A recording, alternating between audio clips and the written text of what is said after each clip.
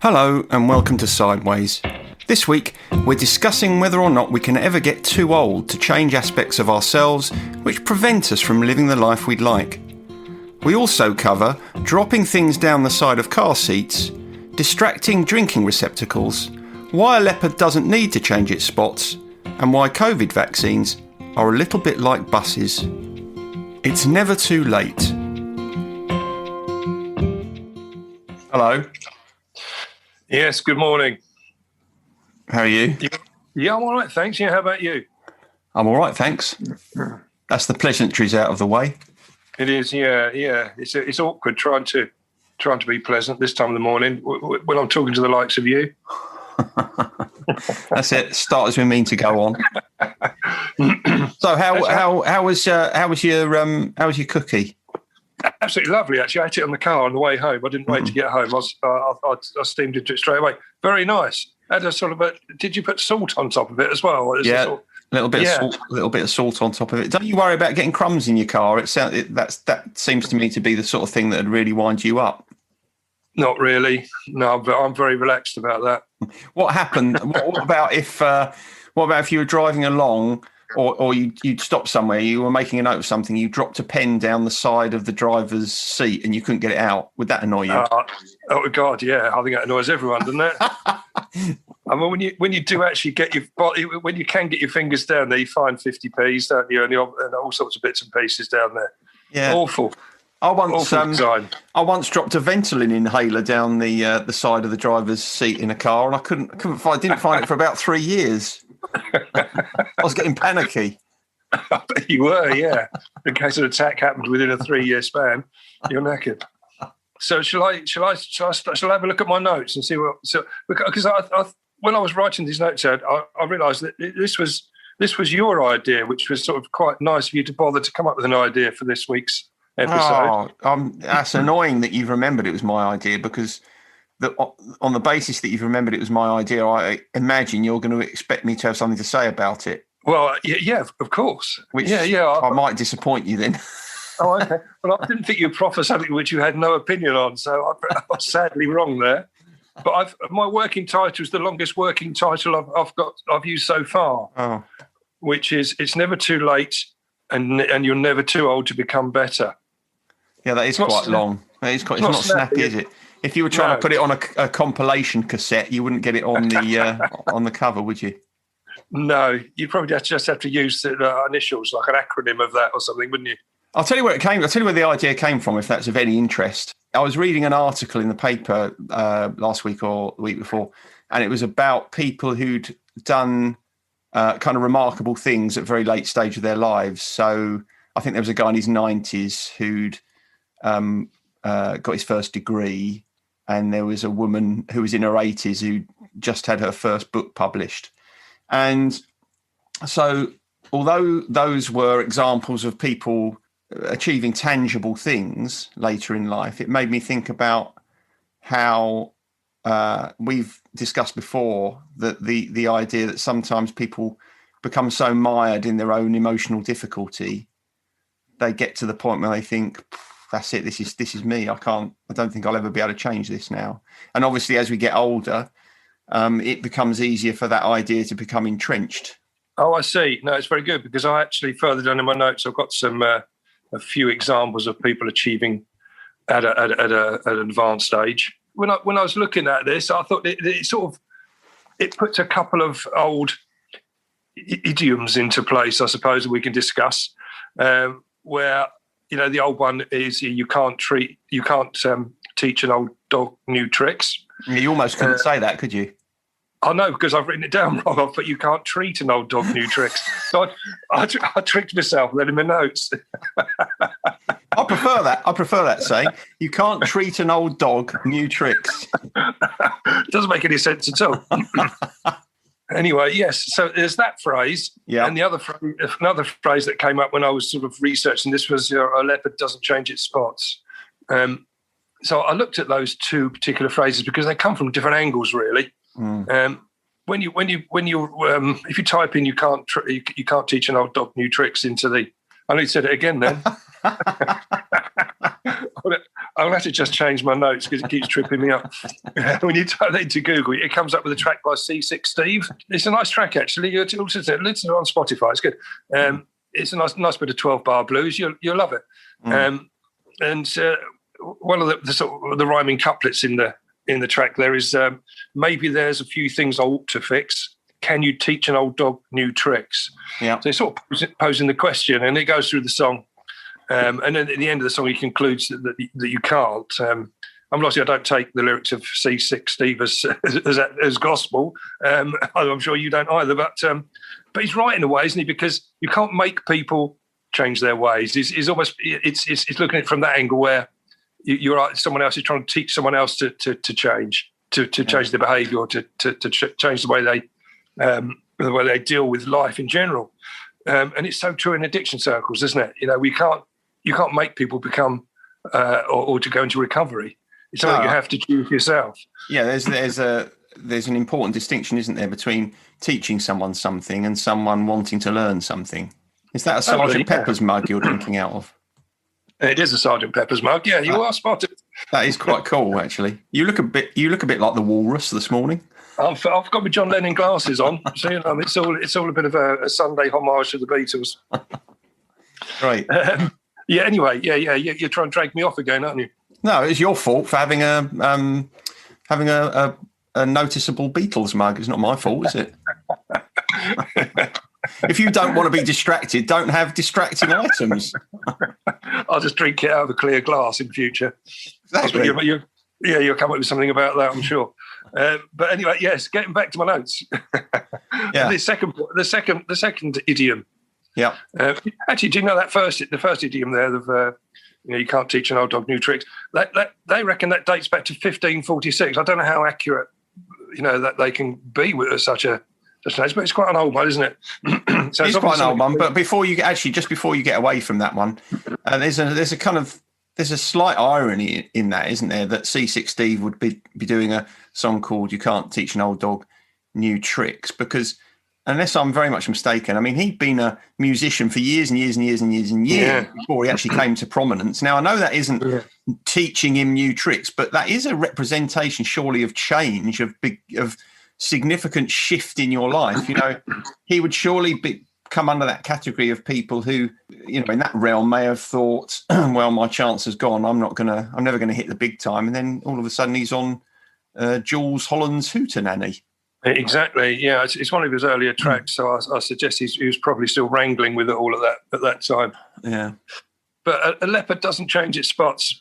Again, that's a very old idiom, but it is down to the individual at that point, isn't it? It's not someone trying to teach you or trying to make you do something.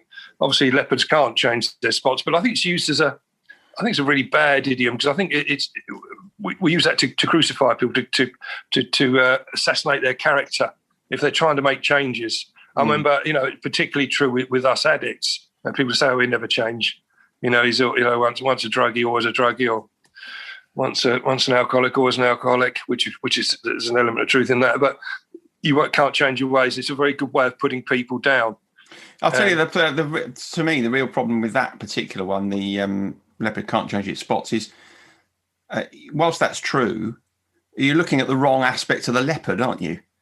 Because you might as well say, well, you can't change the colour of your eyes.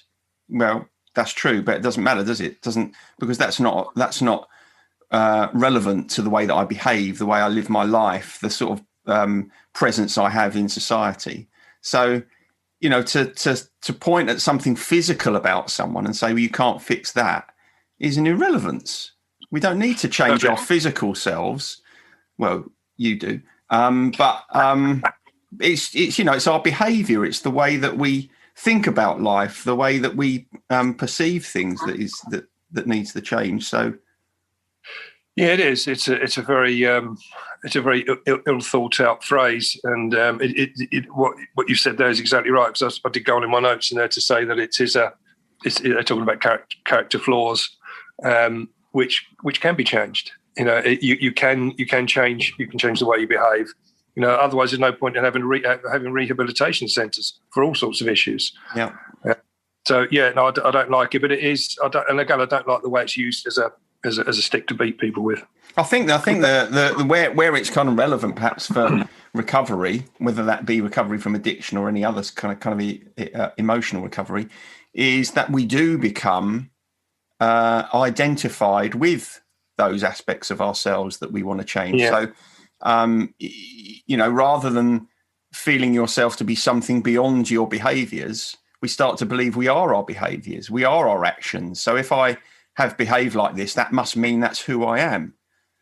I think that's the thing that's dangerous. When you start to feel that it is the same as trying to change the colour of your eyes, or if you're a leopard, trying to change it. I've never met a leopard, so I wouldn't know. But, a leopard trying to change its spots, then obviously you're not going to be able to do that. But I think sometimes we identify too easily with the things that are changeable. And we think it's me, I can't change that. It's just who I am. In fact, people say that to me often. People will often say, I think I think this is just who I am. And that's a very limiting belief. When I was again doing some research on that particular phrase, so I like typing it into the search bar of Spotify these days, which is how I come up with C6 Steve. And Right. when you type in a leopard doesn't change its spots, you come up with there's a track there by and I know you're very big on German death metal bands. Love them. Yeah. There's a band called Susuro, and they Right. do one called Leopard Doesn't Change Its Spots. Unfortunately, you can't make out the lyrics. Well, if you're not German, you mean? It's very shouty and growly, isn't it? Right. What, German? Well, not German itself. I mean, it was in English. Oh, was it? Oh, right. I think it was. You can't tell, because Right. I know I've had this conversation with Aaron, who comes to groups. So he loves all this sort of this style of music, this genre of music. Yeah. And he often sends me links, and I listen to him, and my response is, I can't hear the lyrics. I can't really get alongside what's going on there. But I get this fear that I'm sounding like my dad, because he used to say exactly the same. I mean, when I first bought home the very first Motorhead album, Yeah. and put it on, and he said, I can't hear it. I can't understand what's going on there. It's too noisy. So I'm turning into my dad as I'm getting older. Yeah, well, I suppose we all do to a certain extent, don't we? Yeah. Yeah, I can remember on that, in the same sort of area, I remember sharing or playing Stairway to Heaven to the vicar. I thought he'd appreciate that. And he was reading the lyrics because you may remember, if you've got Led Zeppelin 4, but the lyrics to Stairway to Heaven are on the inner sleeve. And he sat and he read the lyrics, and he said, I'll never forget it. He said, well, it's just unutterable rubbish, isn't it? He didn't sort of work it into one of his sermons then. He could have come bang up to speed on that, couldn't he? Yeah, he could have done. I thought you were going to tell me that you'd put Leopard Can't Change Its Spots into Spotify, and you would have come up with the back catalogue of Def Leppard, surely. Well, it's spelt different, isn't it? Def Leppard and Leopard, but well, yeah, I know, but come on, surely Def Leppard came up in the search, didn't they? Yeah, they did. Yeah, but I don't suppose you like Def Leppard, do you? I liked that. I bought their first ever single, which was on their own label. I think it was a label called Bludgeon Refola at the time. It was a very small independent label, and I thought this is a great track, and I've liked nothing they've ever done since. So I wouldn't call. They went a bit American, didn't they? So you wouldn't have liked them because they were popular in America. They were massive in America, and they suited that genre much more than my personal tastes. Yeah, certainly. Anyway, yes. So getting back to the main thrust of what we're talking about here today, about it's never too late to change. It's never too late to make yourself a better person. And we've had several people in groups over the years who have been sort of, over the age of 70, who've decided to change their ways as far as their relationship with alcohol is concerned. And I remember thinking at the time, the first time someone came in at that age, I thought, is it worth it? Did you? That's interesting. I did. Would I do that at that age? Would I try to make a change at that age? But it certainly seems to be. And the people I've seen that come in at that age really embrace it. I remember going to an AA meeting once, and a chap who he was doing the chair, and he'd been sober for 6 years, and he was approaching his 80th birthday. Mm-hmm. And I thought, wow, this is great. And then there's another guy that come to one of our groups. He was in his 70s. His wife had recently died. And on the outside, he looked like a bit of a broken man who had nothing to live for. But he decided that his drinking was keeping his misery current, and he wasn't moving on. And I thought at the time that's a remarkable insight to have, because I couldn't see that. I couldn't see that there was a brighter future. But it had the insight, whether people had spoken to him about it. But on the face of it, it looked like he felt. I remember him saying he felt like his life was just going to peter out at that point if he didn't make big changes. And getting rid of the drinking, which was holding him back, was one of his goals. And he achieved sobriety, and he changed. He changed a lot, even at that age. So I was really, I was inspired by him. I really was. I'm not surprised by that, because I was just going to say that it seems to me that people who make those sorts of significant shifts late in life are almost more inspiring. I'd say so. Something really. There's a very powerful message in there about exactly the subject we're talking about, that age is in this sense just a number, and that if you feel as if something is having a detrimental impact on your life, then your physical age should be and needs to be no barrier. No, and it doesn't. That's I'll come on to a quote at the end, which encompasses exactly that. But I think if you put on a graph, if I took the ages of all the people that come into groups and put them on a graph, you'd sort of get this bulge in the middle. In the ages around about between probably 35 to 55, sort of a bulge, and then and it tails off down towards the younger age, and then tails off towards the older age. There's a definite pattern as to when people decide to embrace recovery. But I think you're right. So those people at the tail ends of either those of the age spectrum, which seem to me to be most inspirational. The youngsters come in, in their early 20s, and they're giving up. And I think you've got a lot of life ahead of you, where you're going to have a lot of temptations and a lot of changes in thinking to get through over the time. So at the older age, and then there's probably isn't so much time for them to fall into that trap of relapsing back to their old ways. No, and I suppose when you're younger, it's almost as if that thinking that it's never too late to change works against you. Yeah, you were speaking about it, I think, last week. The idea that when you're told, well, you've got 6 months if you don't stop drinking, or you might have 2 relapses in you. You're thinking, well, that's all right. I've still got time left, so I don't need to change now. Exactly. So when you're at the start of your life, that the idea that it's never too late to change is something that will keep you in your destructive habits. Whereas as you get older, which is probably why you see that kind of hump in middle age, you start to think about, I've got more behind me than I've got in front of me. And I wonder, what impact it's going to have on me if I can change some of these things now. Not only might I live longer, but I might actually have a more enjoyable life while I do it. I totally agree with that. But virtually everyone that comes into recovery say they wish they'd started earlier. They wish they'd got the joys of recovery under their belts earlier, because they'd have had many more years of clarity. What do you say to people when they say that? You can't really. There's not a stock answer, but most people would say you do it when the time is right. Yeah. And as addicts, don't beat yourself up about taking it right to the limit, right to the very end, before there's no other choice. It's either death or recovery, because most of the people that are sitting in that room will have got to that point. And it's only in retrospect you think, I should have done this earlier. No, I think that's right. And the reason I asked you the question is because whenever, as people often do, whenever someone says to me, I wish I'd realised this earlier, or I wish I'd changed earlier, whatever it is to do with, I always say to them that, you weren't ready. Exactly. So, if you berate yourself for not changing earlier, you're completely wasting your energy, because given this opportunity 5 years ago, 10 years ago, you wouldn't have taken it. So, nobody changes until they're ready to change. And I think it's, that's something that's not only true, but it's also something that can comfort us when we feel as if we've kind of wasted too much of our lives. Yeah. I think a big part of recovery is not berating yourself and beating yourself up for issues which you blame yourself for, and not going into recovery earlier is not something which you should take on as a fault. It's something which it will happen when it happens. Yeah, which is why you get people relapsing as well. The timing isn't quite right. But you're talking earlier on about people that have achieved things at older ages. And when you look that up, I tell you, well, what about Nelson Mandela, right? 76 when he became president. Well, that's quite old to be stepping into that.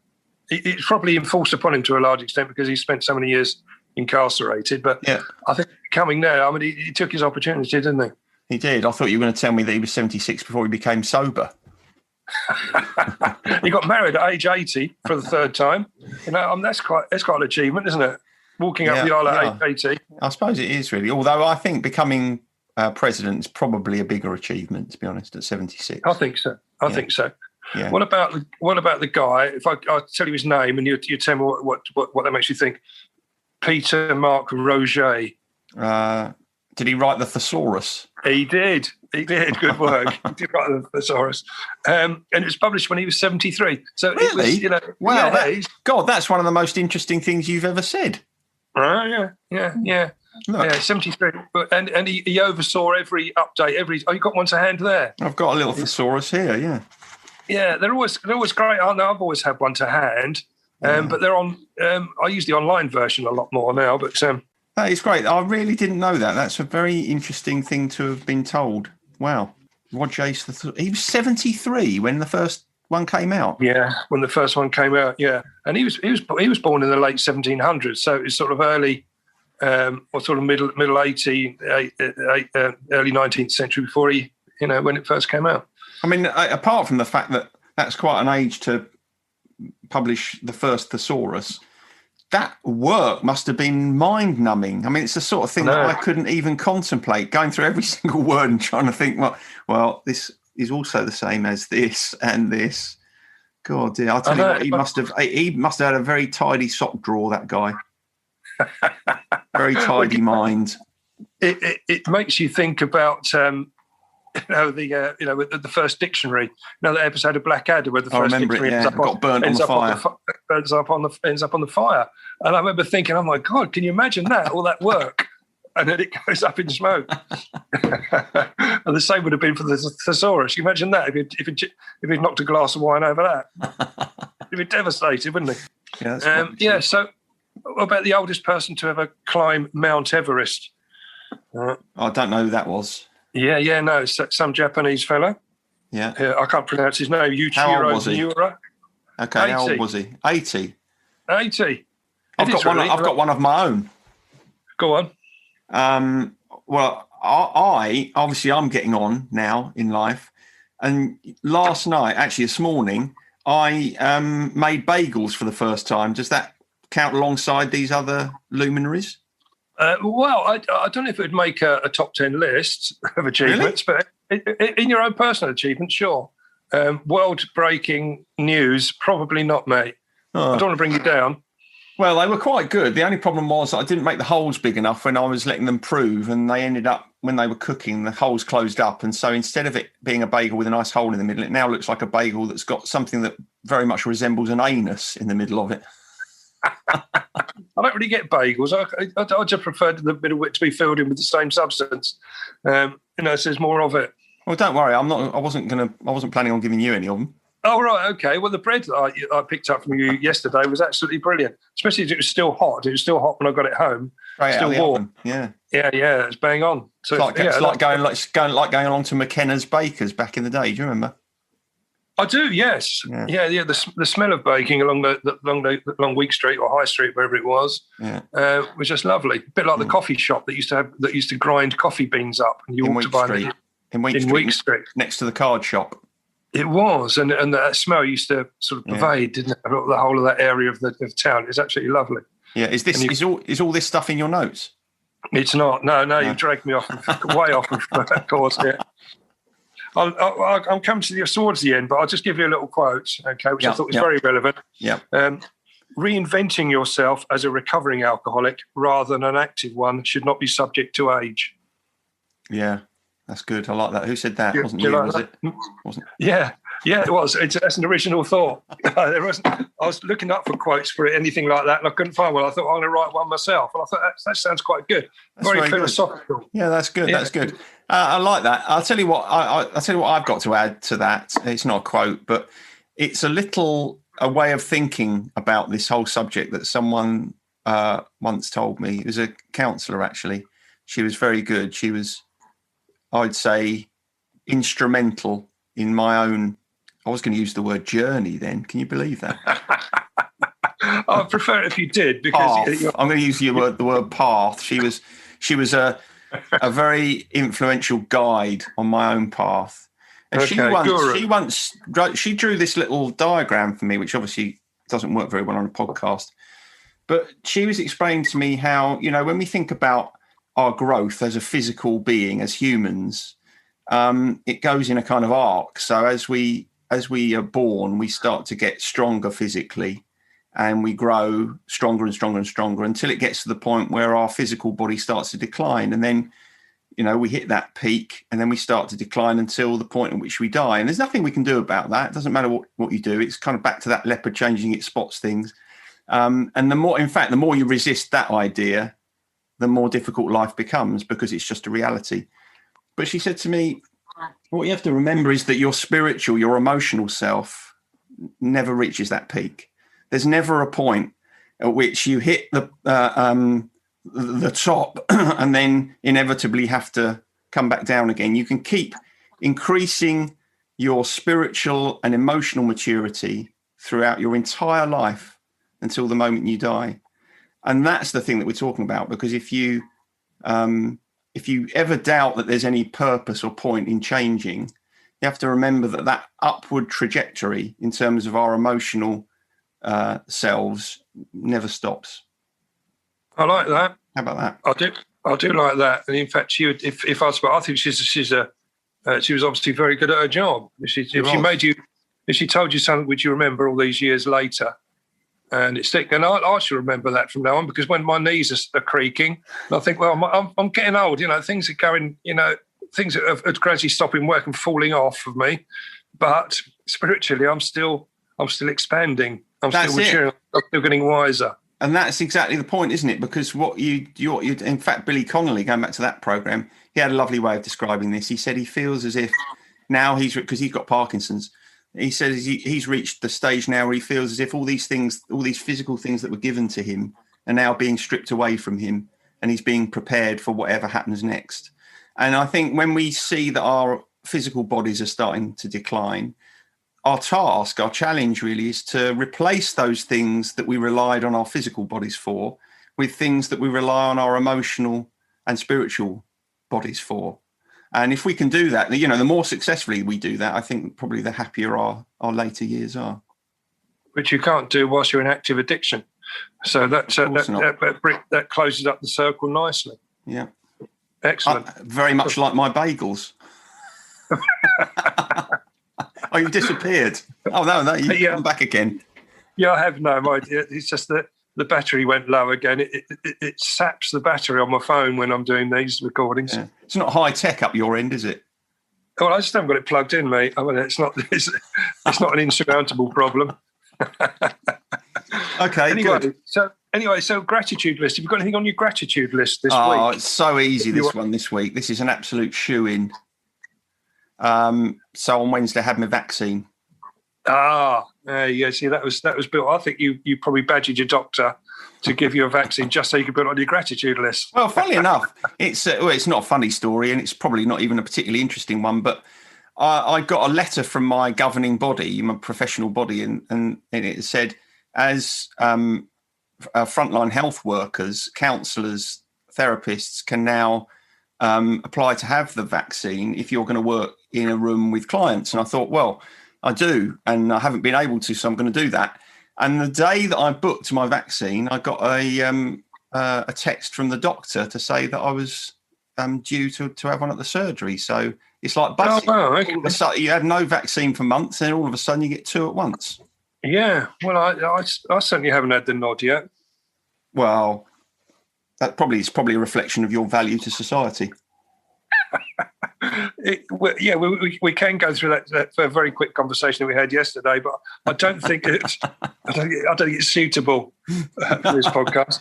No, I should think. Well, actually, no, you're not 60 yet, are you? You can't. So no, I would think you must be. The call must be imminent for you. But going back to the gratitude. I think, I feel grateful on so many different fronts for that. Obviously, I'm grateful to have the vaccine. I'm grateful for all the people that put so much work into it. And, it feels like it's been I know some people have been through absolute horror in the last year, but it does feel as if we can at least be a little optimistic about the future. I'm tentative about that, but God, it feels like it's been a long time. It does, yeah. It's been a bit of a drag, but on my gratitude list, I've just got an entry saying stumbling across the outtakes from season 2 of Afterlife. Okay, it's just something that just suddenly came up, and it really made me laugh. And it's one of those things, if you're sitting on your own and I always find it's easier to laugh if someone else is around you that's laughing as well. Yeah. But when you're on your own and you laugh out loud, then it does the trick, and it raised my spirits. I was very grateful that I didn't search for it. I didn't, and it just came up in the sort of YouTube link feed, and there it was. And so I was grateful for that. Yeah, that's good. That's a good one as well, because that is as we discussed before, that's an example of something quite small and easily repeatable. Yeah, it is. So that's about it. We're not doing the guilty pleasures anymore, because I think we decided that we're too old to feel guilty about any music we listen to now, which sort of fits nicely in with the theme of this episode, doesn't it? Yeah, shouldn't feel guilty. Yeah, that's right, because the theme of the episode is really about changing and adapting with the times, isn't it? Exactly. Yeah. So that's nice. We'll have to think of some other little slot to put in here, maybe a sort of gardening tips or something. Well, yeah, I'm not going to be very big on that or very interested. I'll switch off myself at that point. Maybe you could do sort of little art tips, couldn't you, at the end or something? Yeah. But no, I could do little cookery tips in this section. One, and you could do how to work with watercolors or something. No, I don't think it's suitable. But thanks for the idea. I'm always pushing at the boundaries. Well, quite, yeah. You got to get outside your comfort zone where the magic happens. Yeah. All right then, mate. Okay. Good. Talk to you soon. Will do. Laters. Bye. Sideways was created by Graham Landy and Martin Pankhurst.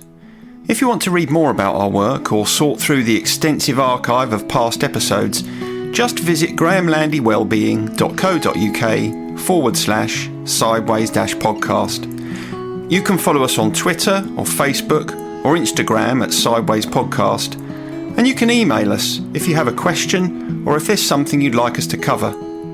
But most of all, we want to tell you how grateful we are that you come and listen, and we ask that if you've enjoyed what you've heard, that you spread the word. And we'll see you next week.